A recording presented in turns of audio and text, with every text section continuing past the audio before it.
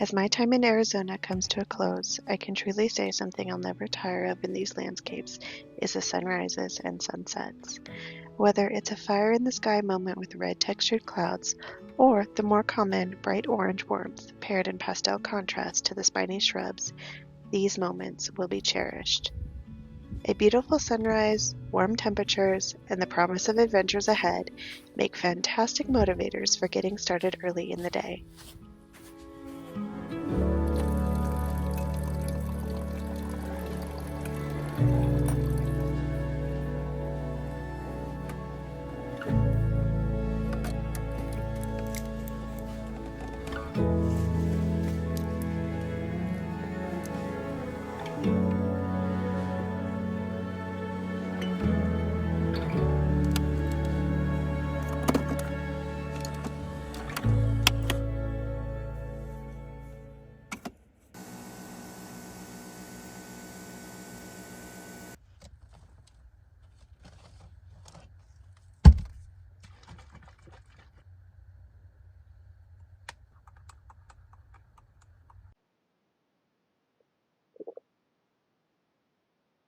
Can you believe I've been in Arizona for 1 month now? I feel like I've done so much, yet I've barely just scratched the surface of exploration in this state. I'm leaving with literal lists of things for me left to do, but I'll leave those as reasons for me to return. However, there is one last adventure I want to tackle before bidding Arizona adieu. So that's what we're going to get up to today.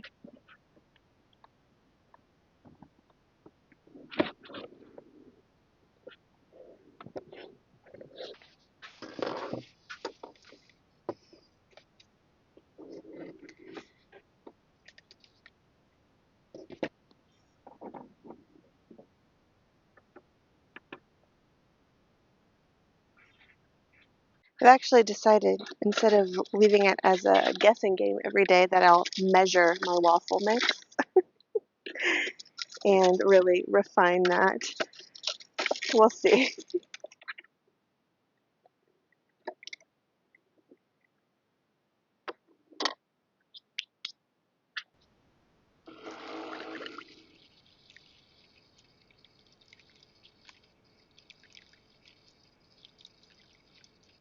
I don't want to forget my chocolate chips.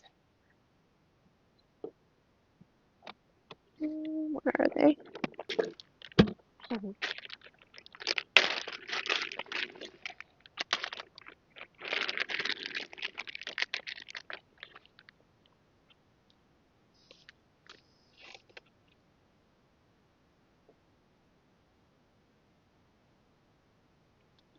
Whew, it's already warming up here today. Arizona has been warm. They did not get the memo that it's winter, but also I guess that's kind of why I'm here. I need to make sure that I keep my refrigerator plugged into the Bluetti at all times when I'm stopped so that my food doesn't go bad. I get a lot of questions about it, but I do actually use my Bluetti AC70 power station to power my mega fridge while I'm stationary at camp. Otherwise, it the refrigerator runs directly off the car alternator. And so when I'm driving a lot, it can really support that. But when I'm stopped or when the temperatures are high and I'm stopped for even a short period of time, I like to have it plugged into the Bluetti AC70 so that my food is protected because, as we know, food is expensive right now.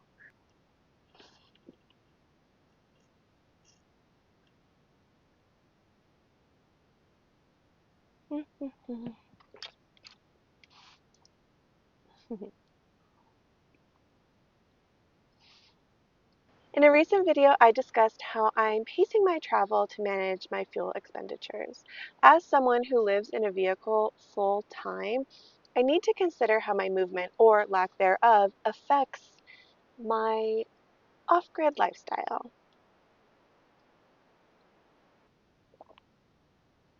Thinking about weather, water, and a system that supports all of it and my work, power. That's why I'd like to take this opportunity to thank the sponsor of today's video, Bluetti. I'm going to get breakfast cleaned up, and then we're going to work on a project that will be a game changer on how I power my adventures on the road.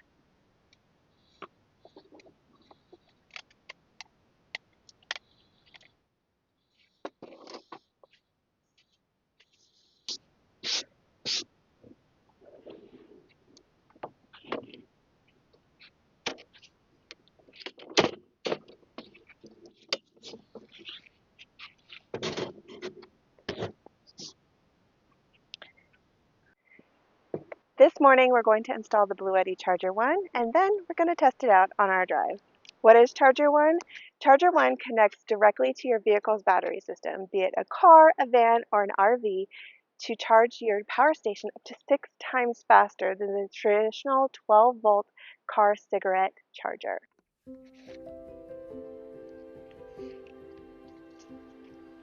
Compatible with all Bluetti charger stations and 95% of other devices on the market, the Charger 1 delivers a max of 560 watts of power, leading up to a 6 times faster charge. Because I charge almost exclusively off of my vehicle's alternator while driving, I'm personally finding it a struggle for my power station to stay topped off for all of its various uses on low mileage driving weeks. Without the Charger 1, I'm throttled to about 100 watts of input through the traditional car cigarette charger. That's where the Charger 1 comes in. As a user of Bluetti products, I know I can trust their safeguards and protection mechanisms, so I'm installing the Charger 1 with confidence, knowing my vehicle's battery and power station are both protected by the intelligent voltage monitoring algorithm, meaning there are no worries about short circuits, reverse connection, or unsafe operating temperatures.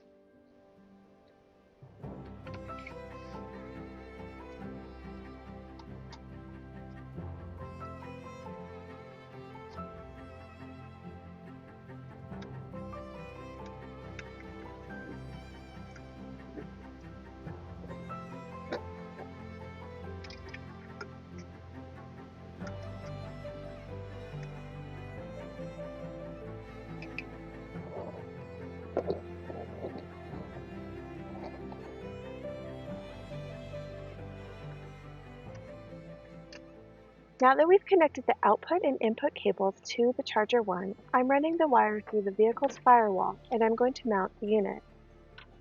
Rather than affix the Charger 1 to my vehicle using the included self-tapping screws, I'm going to attach it in a temporary location using some zip ties.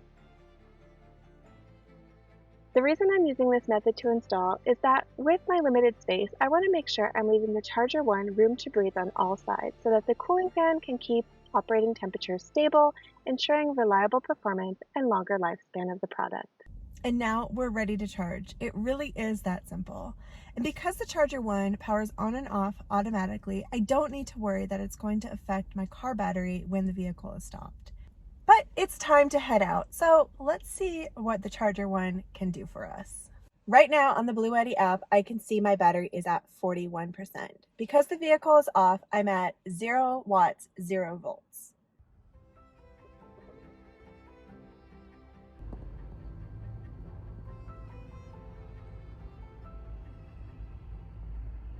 Now that the car is running, I see I'm starting to get some power with the wattage picking up as the car gets going. We have about an hour and a half of driving ahead. Let's see what this Charger 1 can do for us over the next hour and a half of driving.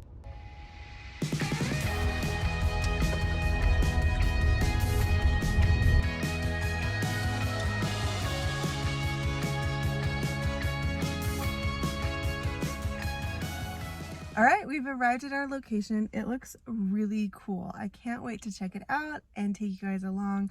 But before we do, let's take a look at how the Charger 1 performed while driving. The drive here was about an hour and 20 minutes. And if I'm being honest, I did take a sneak peek at the Bluetti app while driving just to make sure that everything was going according to plan. And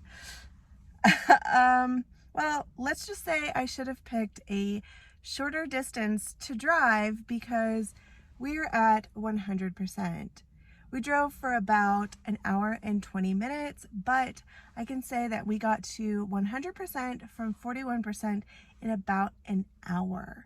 That is wild. I am so excited about these results and what this is going to mean for opening up my adventures, flexibility for traveling, not traveling.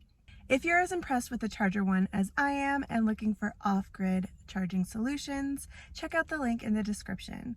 There you'll find the Charger One and Bluetti power stations like the AC70, amongst others, to suit your off-grid power needs. A big thank you to Bluetti for partnering with me on this video.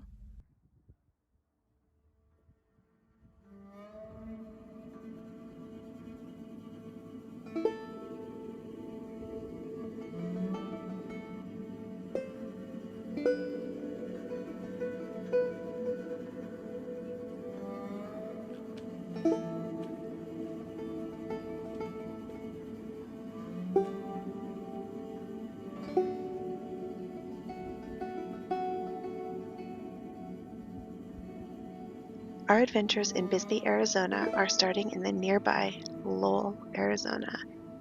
Tucked away in southern Arizona, Lowell is a historic mining town now absorbed into Bisbee.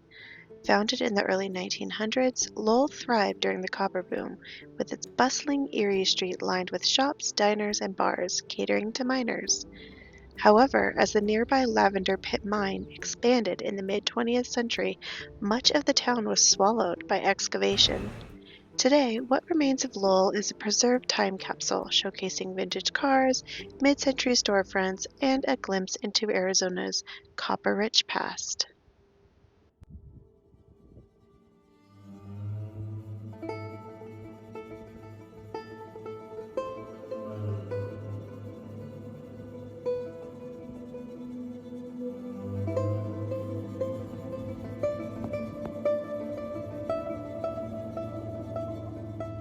Let's go check this out. This is looking pretty crazy.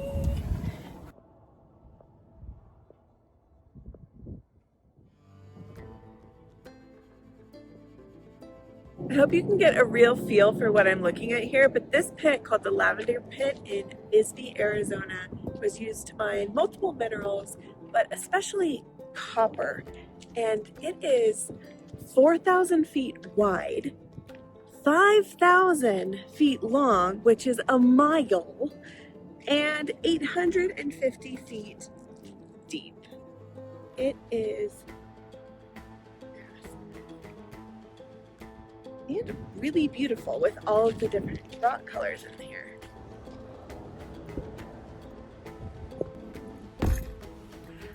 All right, as cool as that is, if I was gonna go to a place in Arizona just to stare at a giant hole in the ground, it might as well be the Grand Canyon. So let's check out what else Bisbee has to offer.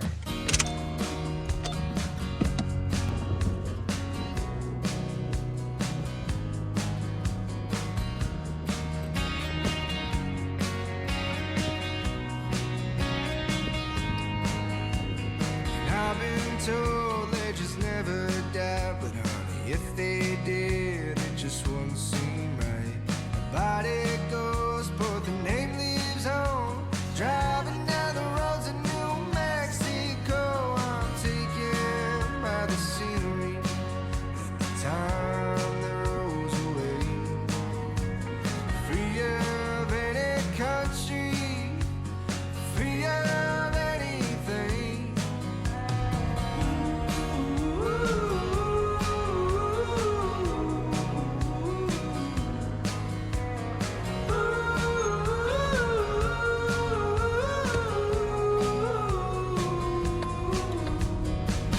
One's rich, another is broke, a third is hungry and is asking for smokes. Kind of funny how the game plays out. Turn left onto Brewery Avenue. It's a beating and it kicks you down. It is, yeah, it is the way it is. And it is, yeah, it is the way it is, yeah. Located in the Mule Mountains of southern Arizona, Bisbee was founded in 1880 as a booming copper mining town. Known as the Queen of the Copper Camps, it quickly became one of the richest mining districts in the world, drawing prospectors, immigrants, and fortune seekers.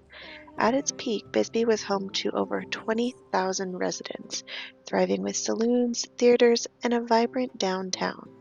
However, as copper demand declined, the mine shut down in the 1970s, leaving Bisbee at a crossroads.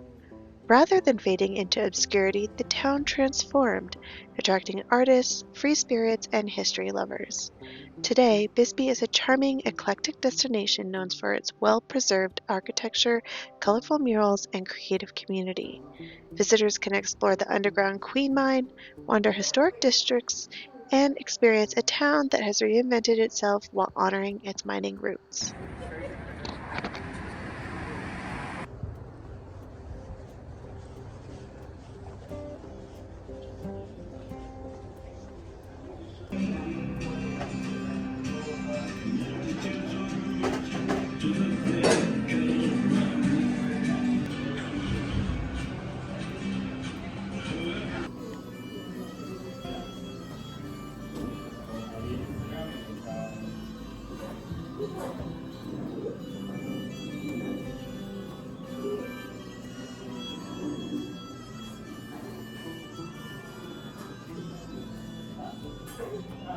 While wandering through the town, I found myself drawn into the local Taqueria Outlaw for a spicy pineapple margarita and an order of carne asada tacos.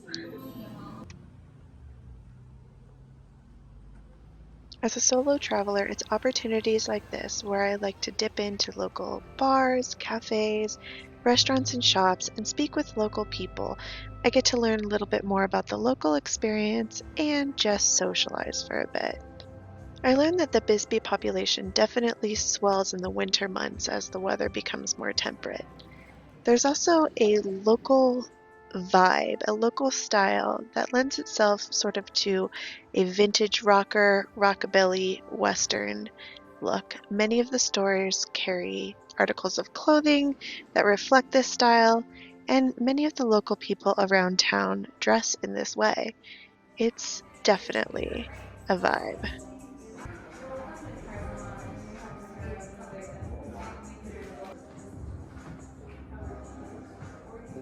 I heard that Bisbee would be cool, but it is actually a really cool little town here in Arizona. There are just so many neat little shops, tons of decent to really good restaurants, and I definitely feel like I haven't had enough time here. I may try to swing back by tomorrow, but I do need to go find camp for tonight.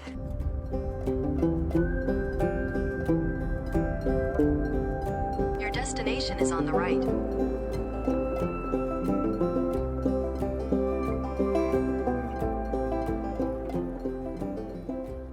This is gonna be a wonderful camp, and what a good day.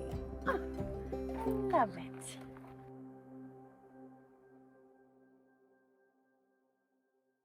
All right, we're in action. Well, I actually wrapped up this video at camp last night. It was the shot with the most perfect lighting. And here we are the next day actually wrapping up the video. That's okay.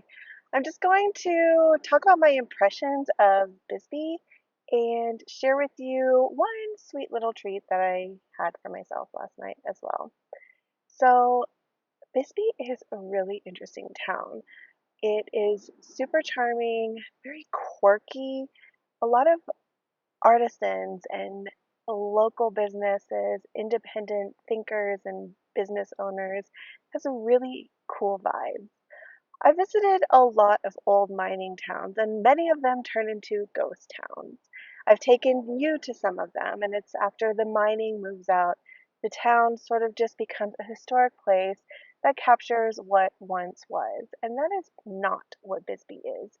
Bisbee in 2025 is its own thing, and it's just kind of sitting in this historic area. But it is just so cool. There's an appreciation of the history, but it's sort of like those artifacts are taken and recreated and repurposed and reimagined into something vibrant, lively, and artistic.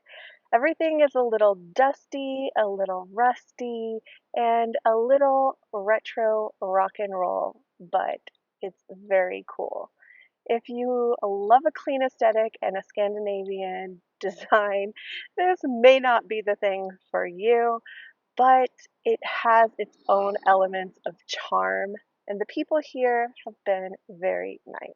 Yesterday, I kind of let myself off the hook with my diet and budget just a bit and dipped into a local taqueria, had some carne asada tacos, and a spicy pineapple margarita, which I do not regret. That was amazing. Also, during my walks in town, I noticed that a local pastry shop was nominated for a 2025 James Beard Award, and this happened just earlier this month or last month. So I thought, hey, I should I should try something out. So I got something to go and I took it back to camp where I enjoyed it on camera. Unfortunately, by the time I went to enjoy it, it was smashed because it fell over in transit. But the flavor, oh my goodness. It was a tart, it was a lime and guava tart. It had grapefruit flavor. It was sweet, but not too sweet. And what I liked most about it is that it was light. I walked past that pastry shop today because I'm actually back here in Bisbee. I just came to do this hike through town today. It's about a 5 mile hike that winds all the way through town, up and down all these different hills and staircases that are here. And I did walk past the shop again to see if I could get some better footage of the pastry I had and maybe treat myself to another nosh. But it's actually sold out of goods already by the early afternoon. So, yeah, it's on the up and up.